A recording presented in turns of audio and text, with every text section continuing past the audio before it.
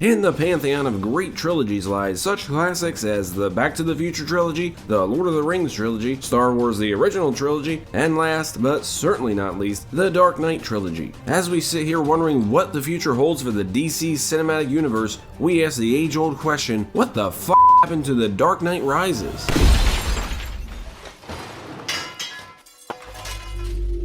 Christopher Nolan got his start making the ultra-low budget film Following, about a writer who follows people to get inspiration for his book and gets sucked into the criminal underworld. Filmed for just £3,000, the film would garner much praise in the festival circuit, which would give Nolan quite a bit of clout, which he used to get his next script, Memento, into the hands of Aaron Ryder from Newmarket Films, showing how much faith the little studio had in the project. After Memento was rejected by all major studios, they agreed to finance and distribute it with a budget of $4.5 million, a gamble that would pay off as the movie, with the backward storytelling, garnered great word of mouth on its way to a $40 million finish. Nolan would also receive an Oscar nomination for Best Original Screenplay. It would be Oscar-winning director Steven Soderbergh who would be so impressed with Memento that he would recommend Nolan to Warner Brothers to direct their remake of the '97 Norwegian film Insomnia. The studio initially balked at this idea as they wanted a director with a little more experience under their belt, but ultimately relented because Following and Memento are two phenomenal movies. The film, starring Academy Award winners Al Pacino, Hilary Swank, and an incredible Robin Williams in his dark phase, would garner strong reviews and ultimately make $113 million against a $46 budget, putting him in the good graces of one of the biggest movie studios in the world. Soon after, Nolan would pen a screenplay for a biopic on the life of Howard Hughes, but would shelve it when Martin Scorsese directed Aviator. He would then turn down the offer to direct the Brad Pitt starring epic Troy. But one thing Nolan did want to do, one character that he felt he could take on, was a character whose last appearance on the big screen featured nipples on the suit and an actor inside of it who, quite frankly, didn't really want to be there. Nolan would approach Warner Brothers executives with a fresh take on Batman, saying that he wanted to take it back to the beginning and show this superhero in a more real-world scenario, rather than the more cartoony way he had been presented in the last two live-action outings. Not long after, Nolan would bring on writer David S. Goyer to help craft his vision for his more realistic take on the character. Filming on Batman Begins would commence in March 2004,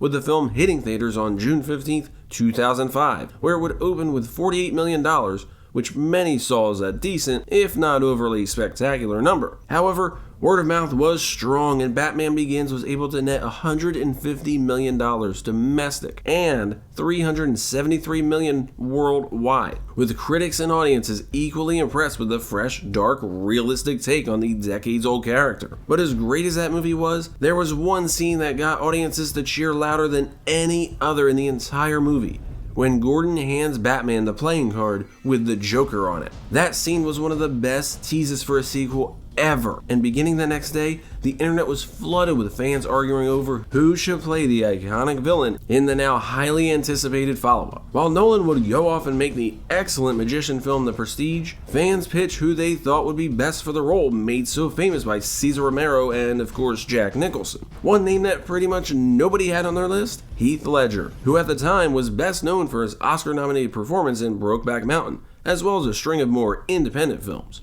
If you were on the internet in August 2006, you may have seen some of the angriest comments you had ever read when it was announced that Ledger would be taking on the iconic role of this psychotic Joker, with people vowing to never see the film because Ledger was going to ruin their character. We're sure the internet's gotten a little better since then. Long story short, Ledger's performance as the Joker remains one of the greatest performances ever captured on film. And the internet is full of morons. But none of you watching this video, of course. You're all incredibly intelligent with great taste in entertainment. He would go on to win the Oscar for Best Supporting Actor, and would have many people saying, "Who's Nicholson?" Sadly, Ledger was never able to enjoy the vast success of his performance. On January 22, 2008, Ledger was pronounced dead in his Manhattan apartment from what was later determined to be an accidental overdose of several prescription medicines. The news sent shockwaves to the Hollywood community, as not only was Ledger a respected performer, but the limited footage released for The Dark Knight looked like it was something special. And as we all know now, his performance was special, reinventing what it meant to be a comic book villain and becoming only the second person to win a posthumous Academy Award for acting. As for the film, it would become one of the biggest comic book films ever released, opening to $160 million on its way to over $1 billion worldwide, and would have ramifications on the Academy Awards that are still felt today, as when it failed to be one of the final 5 nominated for Best Picture that year, the backlash was so fervent that the following year, the Academy announced they were expanding the category to allow up to 10 nominees as a way to help get more popular films such as The Dark Knight nominated. The Dark Knight kept things open-ended with the Joker character. At the end of the film, he was still alive, and the plan, as mapped out in David S. Goyer's original 3-film treatment, was to see the third film follow the Joker's trial. Of course, Goyer's original treatment wouldn't have seen Harvey Dent turn into Two-Face until the third film, when the Joker douses Dent with acid during the trial, something that Nolan decided to rework and move up to the second film. But the plan was to bring back Ledger's Joker for the second sequel, which Ledger's sister confirmed after his death, saying that Ledger was fully committed to return to the role because he loved making the film. So with the original concept having to be tossed out due to tragic circumstances, Nolan wasn't even sure he wanted to go back to Gotham City. He said he could only see making a third film if he felt emotionally invested, that he didn't want to start on a third film only to feel it was unnecessary. He even questioned how many good third movies in a franchise could people name. He would go off and make a little movie called Inception, which would be nominated for Best Picture, as well as a score of others, including a screenplay nomination for Nolan. It too was a massive financial hit for Nolan and the studio, as it came close to hitting $1 billion worldwide. Quite a feat for an original story without any superheroes. The studio really wanted to make a sequel to The Dark Knight, and they even pitched Nolan on making the main villain for the third film the Riddler, and bringing in Inception star DiCaprio to play him. But Nolan wasn't interested in that, saying that the Riddler was too similar to the Joker. If he was going to return for a third film, he wanted an antagonist who was the exact opposite of Joker, someone physically imposing. He decided that Bane, the underutilized villain whose only previous big screen exposure was a small role in Batman and Robin, would be the perfect adversary for Batman. Nolan would draw inspiration from 3 Batman comic book stories: The Dark Knight Returns, which follows Batman as he returns after a 10-year absence, No Man's Land, which sees Gotham City cut off from the rest of the world, and Nightfall, which is hailed as the quintessential Bane story arc in the comics. He would combine those stories with a bit of an unlikely source: Charles Dickens' A Tale of Two Cities, which is a famous story that follows the reign of terror that occurred after the French Revolution. Nolan saw comparisons of his Gotham City with that of the social unrest and violence present in the timeless classic, and would even give homage to the book in the scene where Bane is seen knitting in the back of the makeshift courtroom run by Cillian Murphy's Scarecrow, as that is a direct reference to Tale of Two Cities' Madame Defarge, who liked to knit as she watched executions. Nolan would also give homage in the ending when Commissioner Gordon directly quotes from the novel in his eulogy for Bruce Wayne. So with Nolan officially coming back for a third and final outing, he and his brother Jonathan went off to write the script, with their first draft clocking in at over 400 pages. Eventually, they were able to whittle it down to a filmable length, and it was time to cast. And as most of us know, Nolan likes to cast familiar faces. He speaks to how much people love working with the director as they keep coming back time and time again. Nolan had only one choice for Bane, his Inception star Tom Hardy, who accepted the role without even reading the script. He would get to work quick, putting on 30 pounds of muscle to play the intimidating role of the man who famously broke Batman's back. Of course, at 5 foot 9 inches tall, Hardy was a bit shorter than his co-star Christian Bale, so they added lifts to his shoes to make him appear more imposing to the 6 foot tall Bale. Hardy would base his voice on famed Irish bare knuckle boxer Bartley Gorman, which must have worked as his Bane voice is one of the most imitated in movie history. Next up was the role of Selina Kyle, who, contrary to popular belief, is never actually called Catwoman in the film, only being referenced as the Cat in a newspaper headline. Nolan would consider such names as Natalie Portman, Keira Knightley, and Lady Gaga for the role, with the final 3 reportedly being narrowed down to Jessica Biel, Kate Mara, and Anne Hathaway. Hathaway said this was the one role she desperately wanted. She had actually been cast as Black Cat in Sam Raimi's unmade Spider-Man 4 before the project was scrapped. She says that she went into her audition thinking it was for the role of Harley Quinn, and had been prepping for that, even dressing in a certain way. But in the middle of the meeting with Nolan,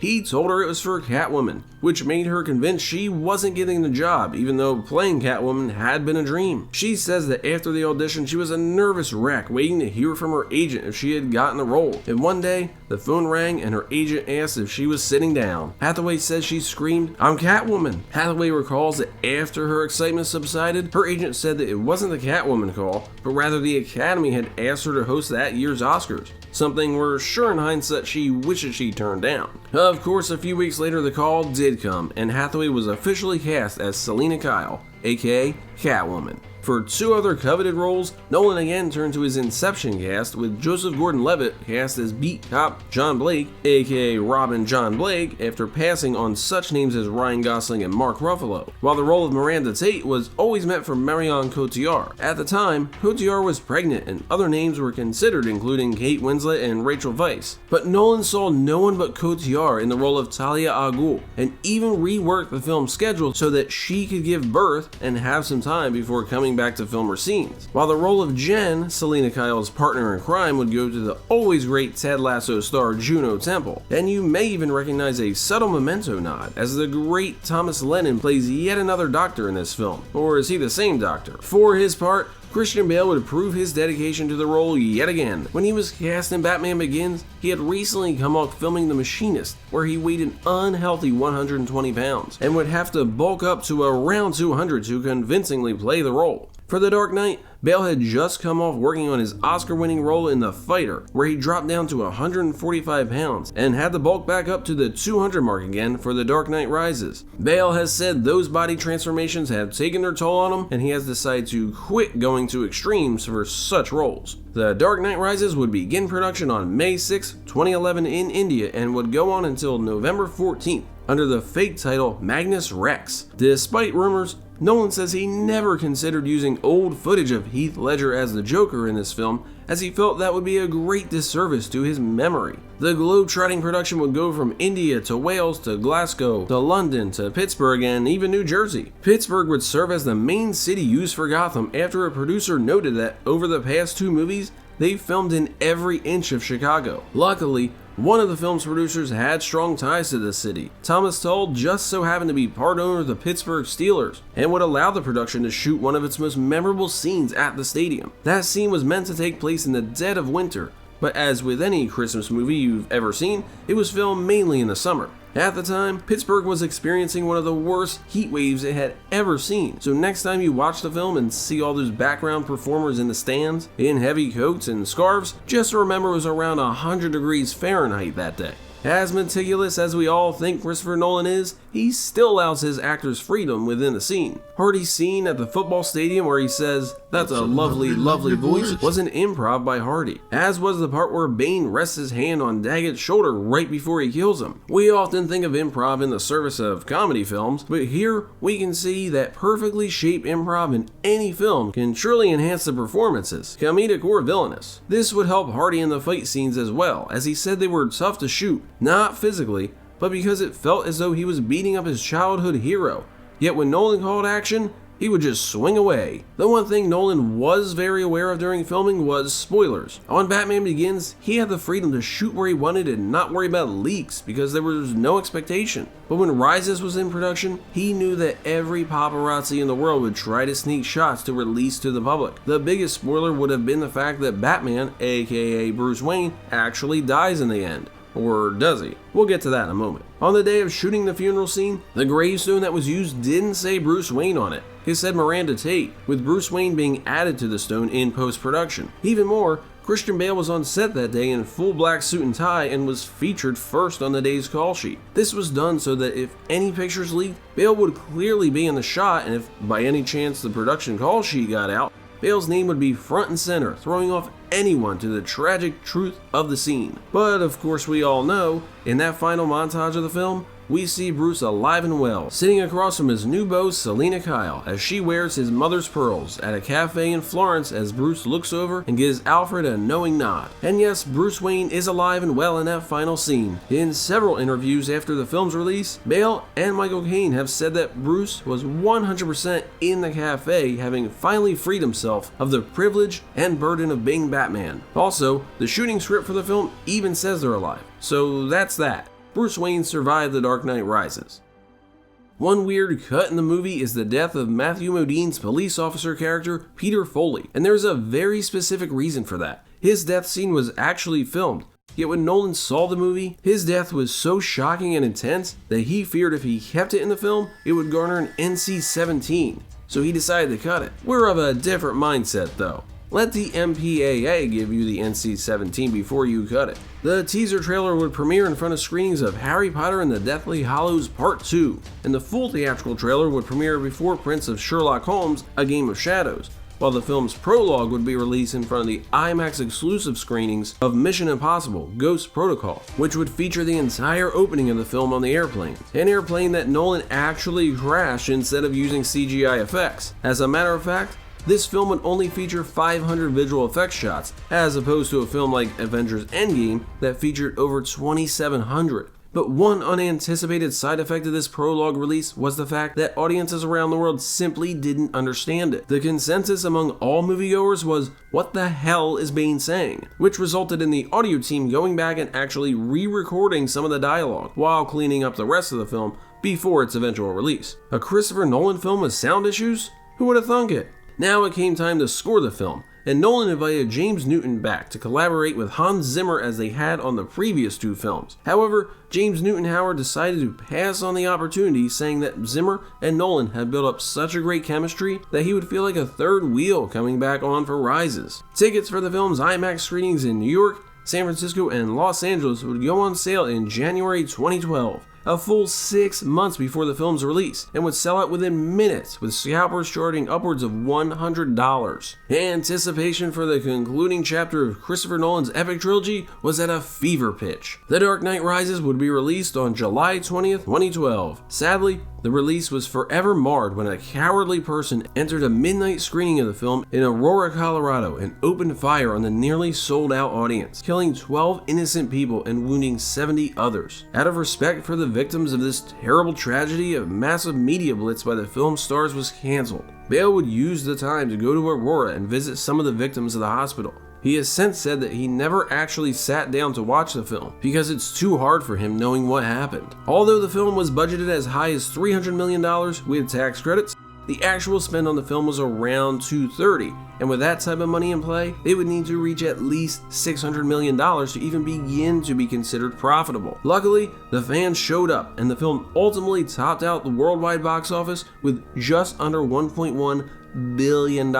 Despite many unfavorable comparisons to its predecessor, it was still a critical darling, with critics saying it finished Nolan's trilogy in spectacular fashion. Audiences would agree, giving an A cinema score, and it would go on to be nominated for a plethora of awards, including a Grammy for Best Score. What's more, in the years since its release, The Dark Knight Rises has been featured on numerous best of lists, including Empire Magazine's 301 Greatest Movies of All Time, Total Film Magazine's Best Movie of the 2010s, and even number 7 on Rolling Stone's 15 Greatest Superhero Movies Readers Poll. AFI would even name it to their top 10 films of the year for 2012. Christian Bale did say that Warner Brothers approached him about doing a 4th film in the series, but he politely turned them down, saying he would only return if Christopher Nolan was at the helm, and that seems quite unlikely. Although Nolan himself has said he would be open to coming back to the world if a story ever came to him that he felt was truly worth telling. So even though the doors seemed shut on a 4th film, someone did crack a window. And lest we forget the true legacy of The Dark Knight Rises, the time Donald Trump quoted Bane verbatim in his inauguration speech. And giving it back to you, the people. The people. And that is what the fuck happened to The Dark Knight Rises.